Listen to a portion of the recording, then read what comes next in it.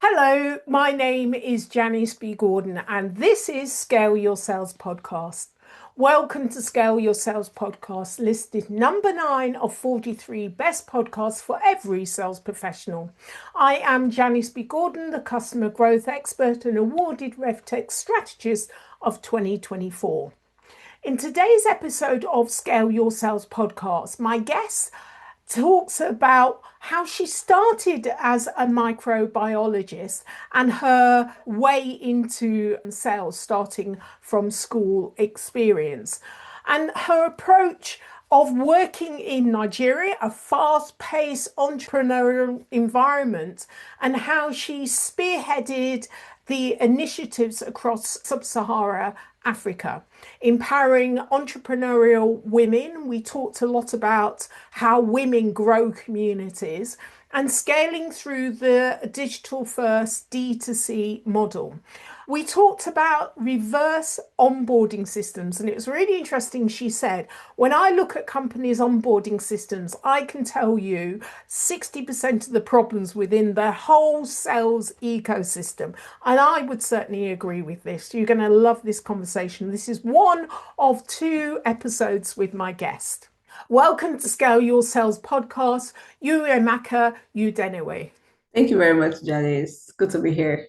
Oh, I cannot wait for this. We're going to record 2 podcasts because there is so much information, valuable information that I want to share on this podcast with you. And so I'm really, really grateful for you to spend the time. So first of all, let me talk about your background. This is really interesting background. You trained as a microbiologist, really not the typical path for a sales leader. Can you share your journey into sales and what sparked your passion for it? Thank you so much, Janice, for asking that. I actually trained as a microbiologist, brewing in school, and during my program in school, I actually focus on brewing beer. So I tell people I know how to brew different kind of beers, and I'm not really, I don't drink, but at the same time, I can brew beer for you to drink. So how I got into sales was after school in Nigeria, in Africa, we usually go for what we call youth service, where you serve the country for 1 year. So after my youth service, it was just the quest for me to get employed. I never had this quest to go into sales, but I noticed that naturally sales was something I just do naturally. Even while I was in school, I used to make bead jewelries, and I sell those bead jewelries to friends, to family, to relatives. And I also remember during my internship, I used to bake cake. I sell to classmates and all that. But after school, the first job I got a first job. I got 2 jobs at the same time. One was a medical sales job and job with an insurance company, but I ended up with insurance company because of the choice of the city. And this exposed me to my first sales experience, going through the training, working with a company.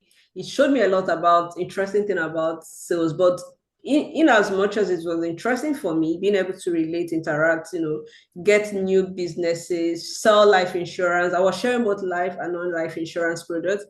It wasn't also enough for me to go into the career. I think at that stage, I wasn't really thinking about career. I was more of thinking about, having a job, because, when you finish school, the first thing for you is that you need to get employed. So from there, the first pharmaceutical company that reached out to me, I got the second offer again to move to another city, is the southern part of Nigeria. So this was where I would say that my sales career journey actually started. Because why I said this was, it dawned on me that sales is actually a field I really want to go into. An interesting thing is not just I'm selling any product, but this time I'm selling healthcare products, because I joined this pharmaceutical company as a medical sales rep. So, and I was the first medical sales rep covering 3 cities for them. So first is I had to learn how to develop territory, how to build a brand of the company. We had this unique molecule that wasn't a popular product. I had to learn how to get doctors to know that brand. I will never forget my first experience as a salesperson. So when I told myself convincingly, Amaka, you are going to do this sales career. I remember walking to doctor's office. After training, we learned the pre-call, the post-call activities, but most times when you go to the field to apply some of those things, and this doctor, I didn't do profiling. He's a cardiologist, and I just walked into his office. And I started talking about one of my products. The doctor just looked at me. The first question he asked me was, did someone tell you about me before coming here?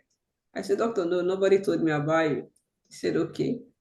He said, because if someone told you about me, you won't walk into my office and you're talking about a product like this. And I paused, he asked me one or two questions that threw me off balance. And, after that call today, when I left the office, I didn't feel like to continue to the next place. I don't know if you're finding yourself like after talking to a customer, you just told yourself, when doing your self-review, you know that you didn't just get it right. So after call that day, I went home. I had to go back to all my training processes, profile doctor, how you need to speak to doctors, the kind of doctors, consultants, and but what that did for me, that was a turning point in my career. That doctor became my number one. No, my number one most recommended prescribed doctor in the city. So the doctor opened doors for me in my career because when I came on the second visit to some of the questions he asked me, he knew there were a lot of change. I came prepared. So that was when I told myself, Maka, this is the industry and I'm not going back in this industry. And this was how I started growing my career. That journey started 15 years ago and till today, 3 years plus, I became a regional sales manager for Eastern and Southern Nigeria, joined another company. From there, I spent 4 years growing a team of salespeople of 9 business development executives, where about 25% of them became area sales managers. From there, I moved to the national role where I worked as a national sales manager for a direct selling company, that's Oriflame. I was with them for 2 years plus. And before joining the Team is also an European direct selling company where I joined as a sales director for Sub-Saharan Africa. And from there, I got promoted March this year as managing director. But aside these corporate experiences, I've also had experience to also support some of small business owners in growing their business and also some brands in helping them to be able to scale, especially leveraging digital platforms and also in terms of team building. So this is how I got into sales. So it wasn't a thought out plan. I just got myself into the system career and I leveraged the knowledge, the training, and I started building my career in sales. And this is how my journey has been in 15 years. And today, I'm not just happy that I'm a sales professional. I'm also happy that I also have a community of Queen of Sales community where, I also let's support with other women. investigate that. Let me ask you another question because it's a really interesting career, and Thank so I you. really want to kind of like delve into different aspects Okay. of that. So you mentioned you've been promoted, you're sales director, managing director, Untamed Yes. blends the Nordic roots with strong operations in Nigeria and across Sub-Saharan Africa. So, how does this Nordic way influence the creation of products and shape the culture and influence the way you sell? Well, how does this approach contrast with the fast-paced entrepreneurial Nigerian way of doing business? Okay, so interesting thing about this Nordic ways, first is if you look at the way the African, especially the Nigerian landscape is in terms of entrepreneurship business, to describe an average Nigerian or entrepreneur, you describe them people who are very resilient, very consistent, and you have to show the sign of sustainability and a bit of aggressive. So coming in with the Nordic way, when you want to look at the culture of the Nordics, they bit on the reserved, conserved side, not very like aggressive. And in terms of what I tell people when it comes to branding and positionings, we don't make so much noise. We take it gradually. But how this has really helped us is first, when it comes to the positioning of our products, where we drive more in terms of nature. And average Nigerians, we really understand and pride a lot in terms of our skin color, in terms of the way we live a life. And most times, when we come to position things that benefit people in their natural state, people want to be able to identify it. When you're our positioning of our brand is that we're driving an uncompromising change for women. So what we're doing is that we're helping to digitalize the entire sales system. to make it easier for women to be able to transact their business. And these women we work with, they are all entrepreneurs, right? So the positioning of the brand, the messaging where we're driving this uncompromising Gina attracted group of women who are on the average age of 40 plus, who are really interested in helping not just themselves to grow in terms of this entrepreneurship, but also to also help more other women. And the Untamed have a very digitalized ecosystem, which helps us that, unlike when you look at a normal average customer journey where they come in, they order the product, this product get delivered to them, or that distributor journey where they come into the sales structure, they handle both the products, they handle the product trainings, talking to their customers, handle the supply chain system. But what we did here in the Untamed is to help our entire distributor journey to be able to handle the entire supply chain. So all they need to do is just to focus to use this product and use their success story to be able to speak to other women and also to other customers to be able to use the product, leveraging digital platforms while the company supplies this product directly to their customers. So they don't have to touch the product or manage the entire supply chain. They just focus on using their own digital referral links to be able to resell our product across the markets where we are in. We're actually in 28 countries and in Africa, but in Africa, we're predominantly in Nigeria. So to be able to sell this product across all the cities where we're in Okay, so Nigeria. let me just kind of like distill this a little. Okay. In that, so the Nordic way, it's often very calm and very structured and Yes. systems based, but kind of quiet. Whereas the Nigerian, very entrepreneurial, you said a little bit aggressive and, kind of go-getters, Go get it. true entrepreneurship. So Yes. it could be kind of like oil and water that doesn't mix, but it seems that it does mix really well in the kind of the Untamed is providing all of the systems. Like you say, your customers don't need to kind of touch the product. They're just using the digital network. So it seems that it's blended beautifully in that you're providing the best of the entrepreneurial way with the best of the kind of systems and processes. Would you say that that's a good summary of how the kind of two cultures of blended well together? Yes, I would say that's actually a very perfect blend because blending the Nigerian system of driving the entrepreneurship in terms of the spirit and bringing a system and structures with the Nordic, the Untamed is also providing, integrating this both and also into when we talk about even this audience itself, it's really a very fantastic blend for us. And this has really helped us to be able to scale very fast in 3 years plus in Nigeria. Yeah, yeah. Okay, so as sales director for Untamed, you're spearheading initiatives across Sub-Sahara. So it's not just now, it's the whole Sub-Sahara Africa. So what's the most impactful in empowering the women entrepreneurs, because you mentioned that previously, to scale through their digital D2C model? What's the most impactful aspect? So for me, the most powerful aspect during this is through community building and the experiences we share among them. So what we do is first is when these women come in, we take them through a journey where we take them through our sales training structures. And in the structure of going through our training, we build them into the community culture in the industry where they imbibe this mindset of learning the systems to be able to work with our work culture and at the same time being able to teach this next person on how they can also be able to build their business. And interesting thing is we get them to be able to align this with their individual and personal goals and create other experiences around them. Some women look out for communities where they can get support. And so we're not just offering you avenues for you to sell, transact, and but also offering you a community where you also get access to other women who also align with your person and where you want to achieve other goals. So these experiences comes in form of different digital events. Some of them comes as social funds, social activities.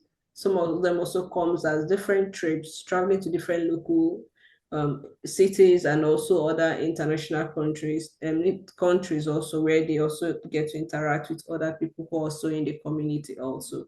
So this has been a strategy that's really worked for us. Selling this benefit to some of our women has really been a great advantage to help us to be able to scale, and then leveraging also our digital tools and platforms we provide for them. I want to delve into this because we're going to record two podcasts, but I really want to kind of delve into more the community led development and how you scale. So we'll kind of we'll delve further into that. But it just seems from what you said that you really understand the personal drivers of the individuals in your ecosystem and help that by matching them up with what they're, what they want out of. It's not just about sales and growing the business, but it's about kind of developing the whole person and giving them what they need in order to grow. Yes. I love that because it's moving away from, the kind of transactional more to the transformational sales, Transformational. but Yes. not really on a kind of, we're not talking about enterprise level. We're talking about, on a business level, kind of really transformational from a holistic point of view. I really love that because it really speaks to what we create in terms of customer excellence when you're enabling long-term revenue by designing around trust, not just about closing deals. Yes, because you agree with me that with the fast pace of social selling, please can you hear me very well? Yes, yes. Okay. You agree with me that with the fast pace of social selling, that the people, even customers, are now gradually moving away from just being transactional to trust. People want to be part of a community. People want to buy from people they love. People want to buy um, all even products they have some connections with. So what has really helped us over time is this connection, which we actually build with our community. So it's not just about they are coming in to transact, to do the business that gives them money and order, but we're also looking at holistically, what does an average African woman want to achieve? An average African woman wants to be successful enough to take care of themselves, take care of their family, and also create the same ecosystem that also helps other women to be able to replicate and duplicate the same. And this is where we do a lot of mentorship, we do a lot of training, we create them this community and this platform. People see people see our environment when they come into our work ecosystem. They don't just see that I'm here to work. They see it's a place I have other women who I can get one or two support from, or I'll learn, or even network for other business opportunities. So this was what we're very intentional. If you look at even our brand messaging, it's more of relationship building than transactional. So we're driving uncompromising change for women, giving them an environment where they can go boundless. So when you look at the message, go the word boundless, it means we want a platform where you can fly, you can do so many things. So even if you don't even understand how entrepreneurship works, you are still on the journey to find yourself.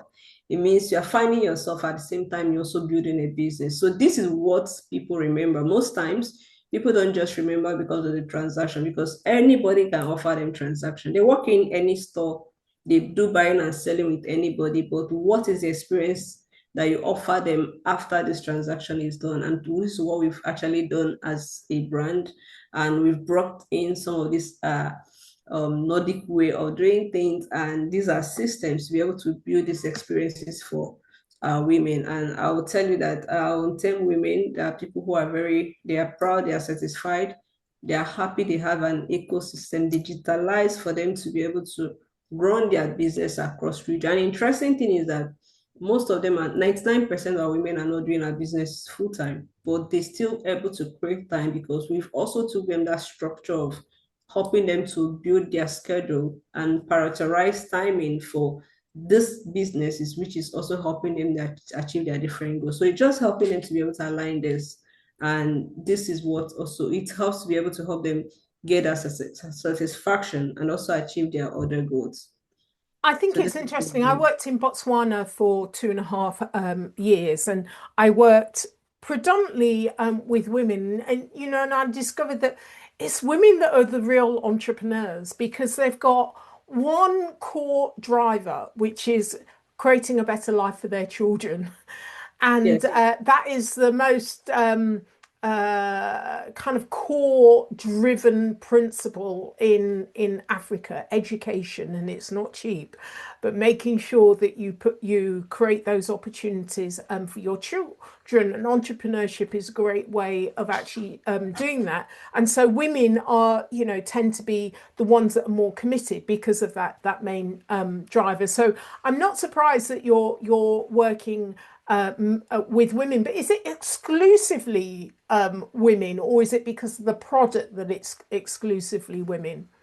So our product is not exclusive women, but because of just the movement we're driving, because we know with women, you can be able to get access to men. And just like you mentioned, women are more entrepreneurial than men. So when you are looking at people who can be able to build business from scratch and people you can be able to track even the impact of your effort and growth, you have to do that with women because women are patient to start from zero, build from ground up, and you watch them build gradually. You want them learn the systems and structures, not coming in to say, oh, I already have this working for me and this is how I want to go. So it's so easy for us to be able to integrate this. And this is why the major focus for us are in women. And we feel when you drive a change, when you focus on women to drive change, it also affects the rest of the gender because when it comes to home, most people who drive, who pay attention to setting the culture, systems, moral values are usually women.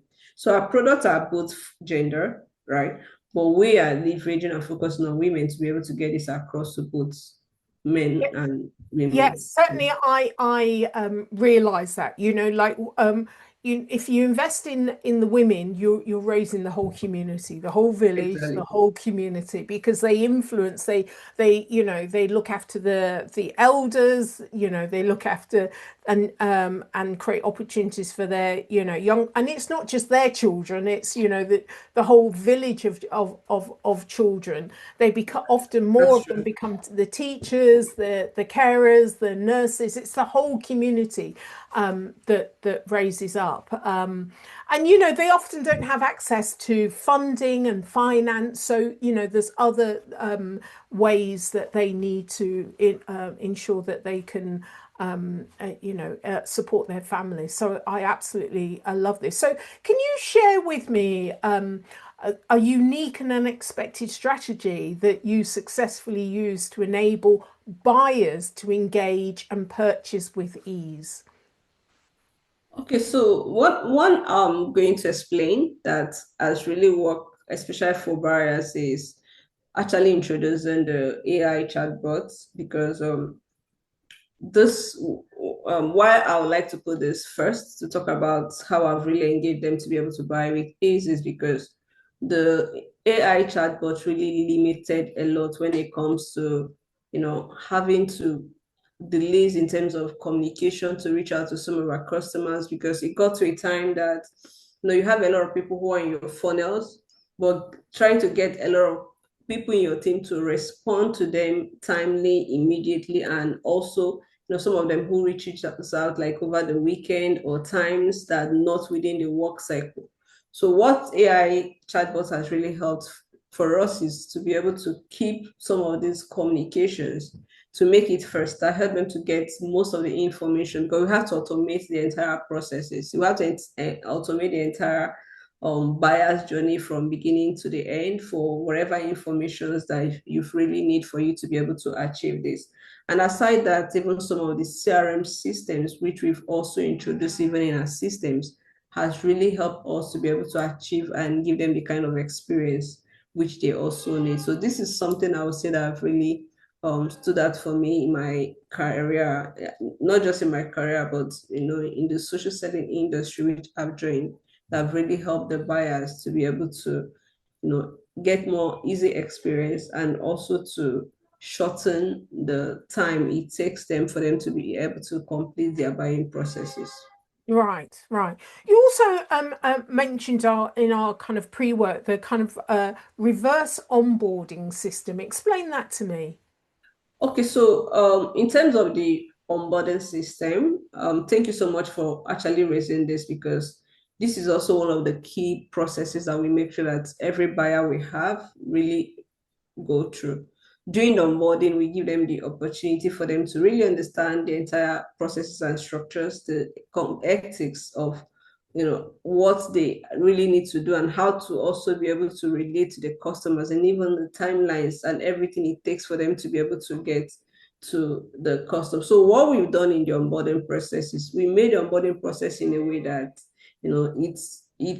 one is self-paced, and at the same time, why it's also self-paced is also very integrating because it takes you through a process that you are learning how this entire journey is, but at the same time, you also have opportunity for you to be able to play and try out some of these role plays, and you get to apply this in your business day to day, and you're able to also get your day-to-day raw feedback also. So why did you develop this reverse onboarding? Was it unique to the environment you were selling into, or what was the problem that you were solving? Okay, so I think I would like to start at the first time we had this reverse was one of my previous company when we had so first was during the COVID time when we pivoted from just doing a lot of field activities to moving to digital platform 100%. We had to change some of the structure because then we did some campaign targeting people because most people were at home and targeting more people to be able to get them to be in our business. Then because of the onboarding journey we had earlier, we had to make some of these changes to be able to help the new people who are coming in to be able to join immediately and also learn how they can leverage the entire digital system to start running their business immediately without waiting till the lockdown time it's over and all that. So this was the first that really helped us to be able to run these processes. And this, in short, the impact of this result, this gave us like over 60% growth for 3 months consecutively. Wow. Wow. I Yeah. mean, I think this is brilliant because it's a form of enablement into intimacy, kind of like showing up not just as a tool, but also as a like a tailored support system. And yeah, so it the pandemic and having to pivot in the pandemic that changed the way that you operated, that you continued with post-pandemic and you continue to develop. Was that the kind of pivotal moment for the So organization? yes, that was it. Then, sorry, just to still throw more light on the reverse onboarding. Aside that we did this during the pandemic, this also became we developed this 90-day structure, which I didn't just apply in the previous company, but also in my current company. And what this 90 days is that it takes them through a structure of, within 90 days, each buyers are able to, distributors is able to understand even some of the challenges in the business. They're able to see how the entire journey, which is them, their story. First is starting from their user experience, sharing this story of their user experience, then using this to be able to using this to prospect, convert prospects based on some of them sits between 1 to 10%. We also have some who go like as high as like 15% in terms of their conversion, and also driving activities to be able to drive retention and drive repeat sales. And within this 90 days, so many of them are able to see where their strengths are, where they have a lot of challenges, and even look at even what the churn rate even looks like for the first 90 days. So we did this reverse system based on some of the experiences, the feedback, and the studies of different journeys of different distributors put together to be able to make sure that for each buyer who is coming into our system, we already have a 90-day script that is going to help them to be able to go through this entire journey and achieve what we want them to do. What Then What I love about this is that, this is an onboarding is a critical area. And, lots of the organizations I talk to, in 18 months, they've often lost what is potentially top salesperson because they were not supported from the time they were recruited. It was almost like you've got to figure it out. And by having this really structured onboarding system, whether you're on enterprise or whether you're a small business, is so critical in sales. But I love that you've systemized it, that everybody goes through this 90-day reverse onboarding so people can get immediate feedback as to how they're doing and what their strengths are. So I think there's a lot to learn.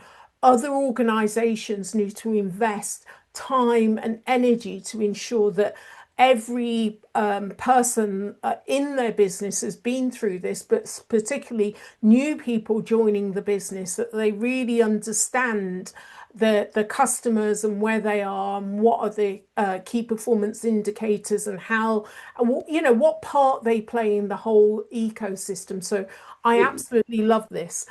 Yeah, the truth is that most times when organizations or when people approach me to talk about challenges they face in sales or in their business, the first questions I always ask them is walk me through your onboarding process, because the onboarding process actually determines the success of your customer journey or your distributor journey or your sales team.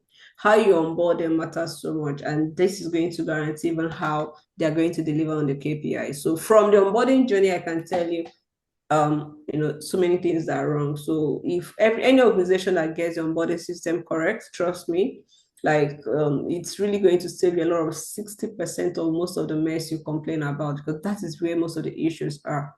How you onboard your team, how you onboard your customers, how you onboard your distributors. Are there clarity? Are these well defined? Is it a consistent structure? Or this keeps changing every day? Or are you seeing a change where you're trying to figure it out on what your onboarding system or structure should look like?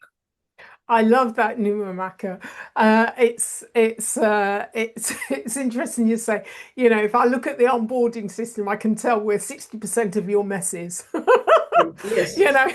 It's so true. It's so Yeah, true. it's true. I Yes, love it is. that. Yes.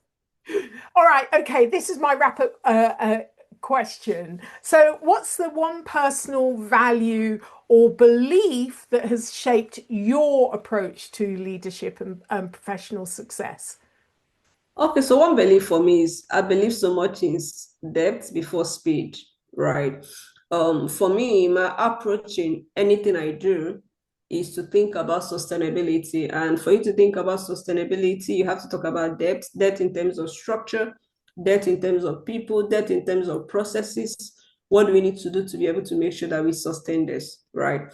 Yeah, so speed is very important. But for me, I always tell people that if you don't have depth in terms of structure, people, and processes, whatever you are speeding for, you can never achieve it. You have to keep going round and round and round. And this is also where the onboarding also matters a lot. So where you have your onboarding structures, people come in and audit, right? You need to be clear about what the company structure looks like, the people, the processes. When people come in, even if they stay 1 year in your organization, what kind of experience do they live with? Do they feel the impact of your culture, the systems, or the structure? Or do they come in and everybody have to start running around to figure out everything? So this also helped me moving as a medical sales rep, going to even a new territory where, you haven't done anything in sales and you're going to a completely new territory.